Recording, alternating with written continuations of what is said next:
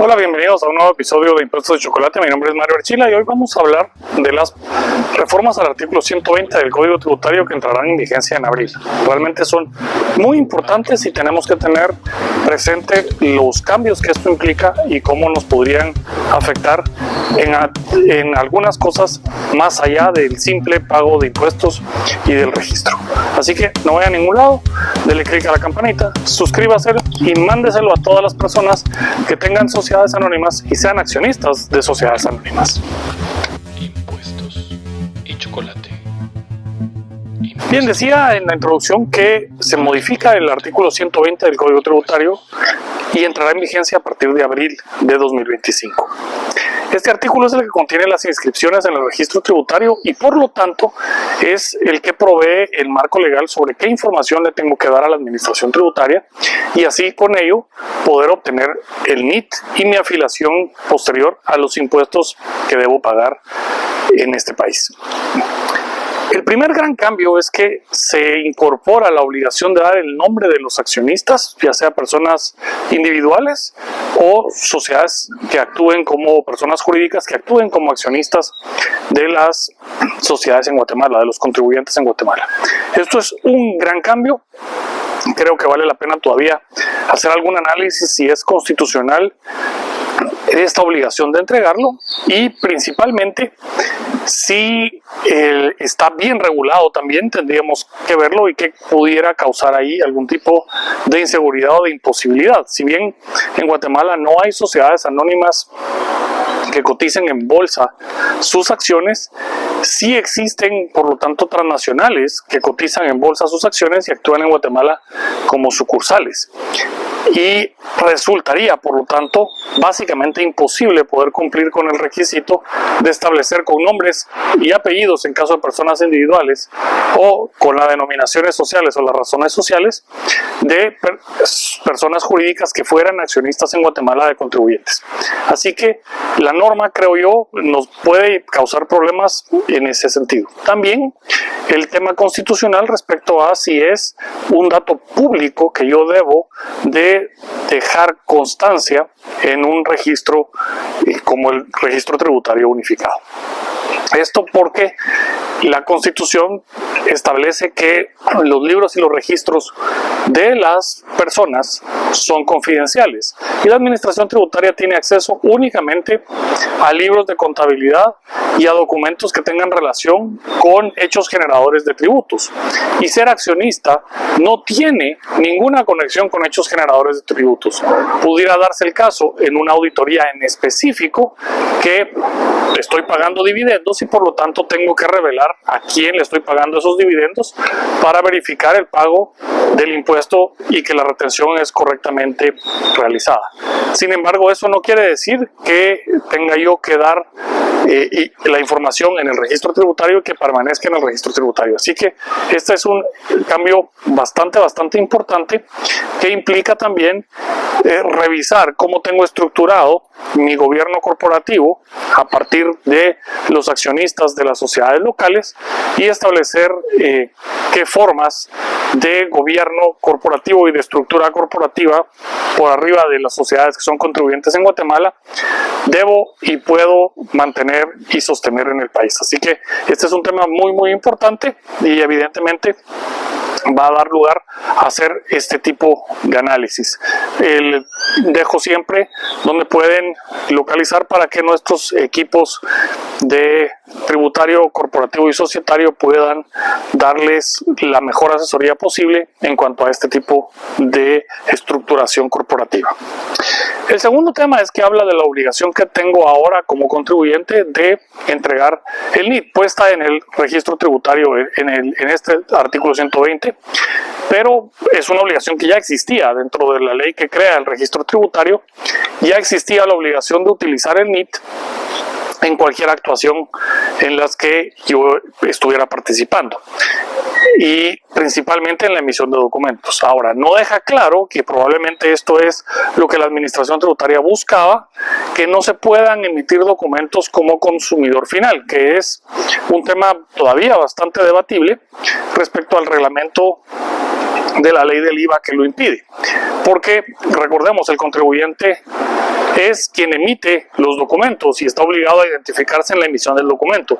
Sin embargo, el consumidor final no es un contribuyente como tal y no tiene ninguna obligación tributaria por sí mismo, porque no puedo inventarme obligaciones tributarias sin ley. Dicho esto, entonces el hecho de que tenga aquí una obligación para el contribuyente de identificarse no libra el hecho de que el consumidor final, que no es un contribuyente del IVA, pueda seguir pidiendo las facturas como CF sin necesidad de modificar su conducta, a pesar de que consuma o compre artículos o servicios por más de 2.500 quetzales. Así que esta parte, pues creo que nos queda floja, aunque la intención evidentemente es dejar una norma legal de manera más clara, que nadie puede ser y puede no identificarse en una factura o en un documento de relaciones tributarias. Luego tenemos el hecho de que la administración tributaria podrá suspender de las afiliaciones y podrá suspender del NIT a los contribuyentes que encuentre que presentan 12 declaraciones seguidas con casillas de ingresos y de gastos en cero.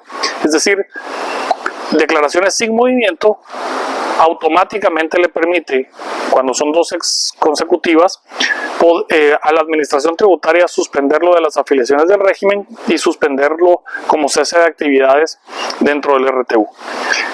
Queda, por lo tanto, ahí en duda cuál es el régimen y la forma en las que podrán seguir operando las tenedoras de activos, porque las sociedades tenedoras de activos, si bien no presentan declaraciones con movimiento necesariamente, pero sí puede ser que tengan ingresos vía dividendos y tengan que pagar impuestos como circulación de vehículos, UCI y tal, por ser eso, cabalmente tenedoras de activos, pero no necesariamente son operativas.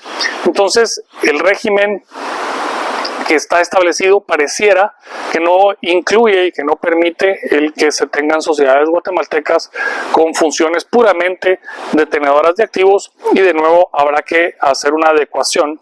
Si yo tengo sociedades guatemaltecas que estén fungiendo como tenedoras de activos, pudieran ser, por ejemplo, las poseedoras de inversiones monetarias que generan intereses como tal pagadas por bancos, cual implica que no hay facturación.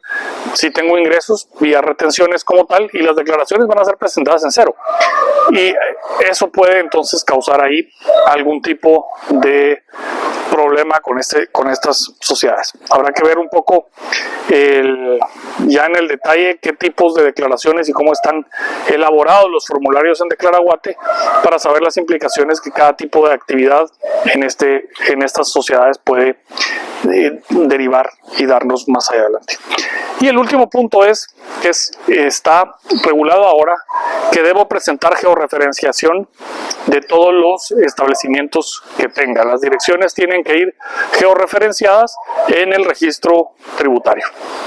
Y esto, pues, a mí en lo personal me preocupa, entre el nombre de los accionistas y la georreferenciación, me preocupa la seguridad de las personas teniendo este tipo de información disponible en un registro como el registro tributario. Me parece que son informaciones que deberían de haber quedado, quizás, si al final coincidimos como país que es necesario presentarlas. Yo tengo mis dudas, pero si llegáramos a ese consenso de mejor manera, con una prohibición de revelar esa información y que sea información que únicamente posee la administración tributaria para su uso interno, y no que esté público y accesible a todo aquel que consulte el registro tributario de algún contribuyente. Así que esta última parte a mí me causa, digamos, un poco de alerta por la seguridad en sí de las personas que puedan estar a través del RTU teniendo mucha información disponible al público que pueda poner su integridad física en peligro, por evidentemente las situaciones en las que vivimos en un país con altos niveles de extorsión, etcétera, etcétera, y el que no quedó regulado que esta información no estará disponible al público, a terceros ni a otras instituciones, y que será resguardada por la Administración Tributaria con altos grados de confidencialidad.